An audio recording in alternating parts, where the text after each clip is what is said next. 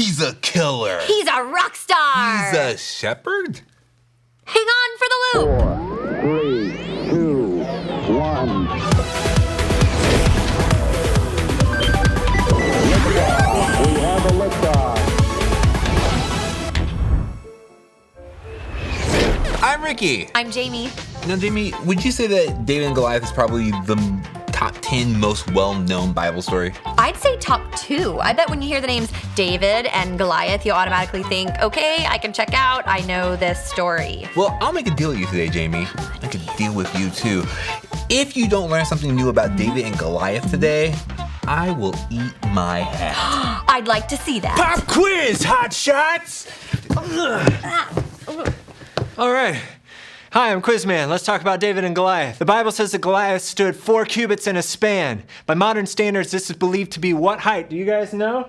Any ideas? Is it A, 6'9", B, 7'7", C, 9'9", or D, 5'7"? Is it C? If you said A, you are correct. And if you said C, you're also kinda correct. Well, scholars generally believe that he was 4 cubits and a span, which would be about 6'9". But there are some texts that say that he was 6 cubits, which would be around 9'9". But for the sake of our illustration, let's say he was 6'9", because that's still pretty tall. It's a lot taller than I am. If I knew someone who was 6'9", behind their back, I would probably say they were a giant. And to their face, I would say, hello, sir. If a guy was 6'9", covered in armor and carrying a sword, and he came up to me and was like, hey, move your car, would I A, pee a little bit, B, pee a lot more of it, or C, not want to talk about it? It's C, I don't want to talk about it. It was my neighbor, and he came up and was like, hey man, move your car, it's Saturday. That's it for quiz, man. This was just a pop quiz. It was short. That's the meaning of it. Pop quiz was short. All right. Oh, whoa. See you guys later. Okay, he's gone. Well, that was something. Where did he come from? He left footprints on our table. This is a freshly waxed table. This is unacceptable. There he is. Get that quiz man! I'll get him. Let's tackle him. Hey, Loop. I'm Jason. And when I was your age, I played the trumpet. And then like 20 years later, this guy comes walking up and he's like, hey, can you talk to the Loop about David and Goliath? I was like, man, that's got nothing to do with the trumpet. So the story of David and Goliath happens in 1 Samuel 17. There's this like epic battle royale between the Israelites who follow God and the Philistines who don't. And one day the Philistines show up to battle with Goliath. He's this huge giant and he keeps walking out every day and he's like making fun of everybody like, hey, you guys are so small that you probably can't even correctly play with yo-yos because they just keep hitting the ground because you... Short jokes. He was telling lots of short jokes. No, that's not what he said. He said, I'm gonna kill you and feed you to animals. And speaking of lunch, one day David was actually bringing his brother's lunch at the battle and he looked around and he was like, why are you guys all afraid of Goliath? Here's something you might not know about David.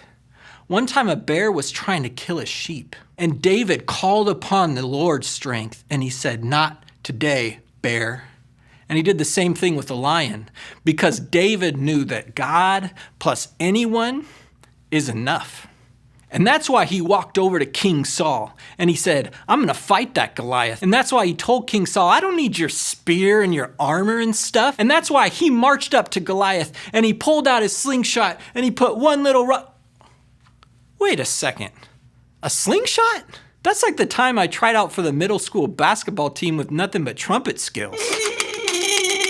So yeah, Goliath is about to kill David. David's got a little slingshot. He looks up at Goliath and he says, the battle belongs to God. And he is handing you to us on a platter. And then he takes that slingshot and he puts that one little rock in it and he knocks Goliath on the ground. He walks over and he picks up Goliath's sword and he cuts his head off, as if to say that God plus anyone is enough. And this battle belongs to God. Welcome to the warehouse. We are going to be attempting to use a sling to knock some stuff down. And instead of, rocks, we're going to be using these little liquid orby things. I do want to say that it's not like the slingshot that you might be thinking of, the one where you just like pull and let go. This is like legit, where you spin it, and then you have to let it go just right at the right time. You let go of this string. Even though it will be upside down, it won't actually travel until I release the tension, allowing it to go further. Oh! Hit the ceiling. Points! That was a 10. That's 10 feet. Yeah, All right. we actually put this American flag up here for 5 points. Yep, perfect. 5 points for freedom. Let's try this again. Confidence, Ricky. Just swing harder. Oh. All right, let's try this again. 3rd time's a charm. Hey! Got the ball! I hit the 30-point mark. Yay! Your turn. Oh no. Okay. Ooh.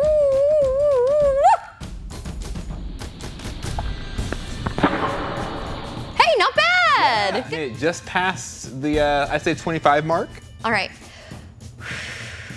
With the roundup and the release. Oh, I didn't hit anything! Dang it! Oh, Jay, you did. It's fine. Jamie, no. No, Jamie, no. I win! I'm the winner! Oh, whoa. Tell me when it's over. Whoa! I was way off. Okay, let's see. Here, let me hold up the 20 mark. Okay. We're gonna do this. We're gonna do this upright. Let me get it. Oh my goodness, you actually hit it! I didn't mean to. Good job. Well done. Yes, high five. I survived, thank goodness. Yes. So our story doesn't end with David and Goliath. No, after he defeated Goliath, he fought another giant of sorts.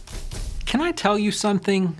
Growing up an overweight kid with trumpet skills is not the most awesome way to make a lot of friends who don't call you a lot of names. I was like really big, but the mean names made me feel really small. Giants are kind of like that. Your giants could be mean names or math or trying out for stuff or things with your parents. Anything that feels like kind of a big deal to you. Giants are anything that tries to make you feel small. Do you ever feel small? Well, you could probably learn from David. Because when David was small, before the David and Goliath thing, he got picked to be the next king of Israel after Saul. And David and King Saul, they start to kind of get to know each other. And then one day, David is playing like this guitar solo for King Saul. King Saul pulls out a spear and then tries to put it through David's face. And I'm like, wait a second. I was reading the Bible and we should have seen this coming. Because in 1 Samuel 9:2, it says, Saul was as handsome a young man as could be found anywhere in Israel. And he was a head taller than anyone else. That's Bible code for Saul was also a giant, at least to David. Remember, giants are anything that makes you feel small. Anything. What makes you feel small? What are your giants? David knew how to handle giants. So he picked up his slingshot, put a rock in it, knocked Saul to the ground, cut his head off, became king that day. No. That's not what happened. Actually, David grabbed his guitar and made a run for it. And then crazy King Saul goes chasing David all the way through 1 Samuel until one time in 1 Samuel 24, King Saul's like, I gotta stop, guys. And he walks into a cave. Who does this? King Saul, he takes a poop in a cave. Who poops in a cave? This is a king. And he's just like, hey guys, just a second. So we're gonna stop right there and we'll be back in a few minutes. But why don't you just hang on that spot? 911 emergency services. What's your emergency? Yeah, this guy just tried to throw a spear in my face. And what's your location? Just outside the King's Palace. Can you describe your location for me? Most noticeable landmark is the King's Palace. And can you describe the man who's coming after you? He's been pretty jealous of me lately. What exactly does he look like? He's got madness in his eyes and a spear. All right, sir, if you could calm down for just a second. See, he's still coming after me. I'm gonna need a location from you. Yeah, it's mostly desert, so no noticeable landmarks. Okay, sir, if I could get you to just stop running for a second. I was able to grab my guitar, but that's about all I got to defend myself against this man who's coming after me. You're gonna have to use the guitar. He's got a spear. He's the king. Use your He's guitar got a lot of against him. forces to reckon with. We'll send someone your way, but in the meantime, use your guitar. Okay, will do. Please send some help as soon as possible. I gotta go. All right. So we could practice pooping in a cave, Yeah, of course. or we could practice spearing. Ah, let's go with that. It's pretty frightening, That right? is terrifying. I would not want someone to attack me with one of those. Yeah, all right, so here we go. My first spear to ever throw. I'm going for the red exercise ball. Oh, I clobbered the 20 points. Not bad. Hey, I'll throw it back to you. Oh, no, that's okay. Actually, I'm Go, gonna- Ricky, I'm gonna go. go for the hoop. Ah! Oh, you got it. 40 points! Woo! All right, okay, here we go. And woo! I'm gonna go for the exercise ball. Ah! Oh, wow, oh my goodness. I didn't pop it. But you got it. Not good enough. Oh my, oh my, oh no. Tonight, you pop. I was so close. That should have been more dramatic. Keeps on turning. Oh, here, pin it against the wall. I give up. And I got it! I got it! I speared the ball! Looks like a deflated blowfish. So I see that there's a common theme in David's story. Yeah, let's let Jason explain it to us. So we're going to get back to Saul in the cave and, that little nugget. But do you remember when King Saul's trying to put his spear through David's face? David grabs his guitar and goes running. Well, it wasn't really a guitar. It was actually a harp, but guitar sounds cooler, so we're going to say guitar. Well, David went running, and while he's running, he actually wrote a bunch of songs. And those songs ended up in a book in the Bible called Psalms. I want to read one of those Psalms that David wrote. It goes like this. David said, "Some trust in chariots, and some in horses, but we trust in the name of the Lord our God." That reminds me of what David said before he dropped Goliath to the ground. He said, "This battle belongs to God." David's trying to show us that when something bad happens, or when you feel kind of small, or something seems like kind of a big deal, you don't have to be scared or afraid or feel small, because it wasn't your size or your strength or your skills or your math smarts or your Air Jordans or cute hair or chariots or anything like that that mattered. Some people trust in that stuff, David said, but we will trust in the name of the Lord. So back to Saul in the cave. Saul goes into the cave to, relieve himself. And he must have been really concentrating, because he doesn't know that David is already in the cave. And David sneaks up behind him, pulls out a knife, this stuff's in the Bible, and cuts off a piece of his coat. David could have become king right then and there just by killing Saul, but he didn't, because David knew that when he was small, it was God who picked him to be king. And he knew that one day after Saul, it would be God who would make him king. He didn't have to take it into his own hands. What's something that you can trust God with? What's something that's making you feel small that you can give to God? Can I tell you something? You are my giant. I've been really nervous about talking to you. And a couple days ago, I FaceTimed my nephew, who's about your age, and I said, "Judah, tell me what I should say to these people." He actually told me something pretty good. I wrote it down. He said, "I'd tell them that God will help you through rough situations.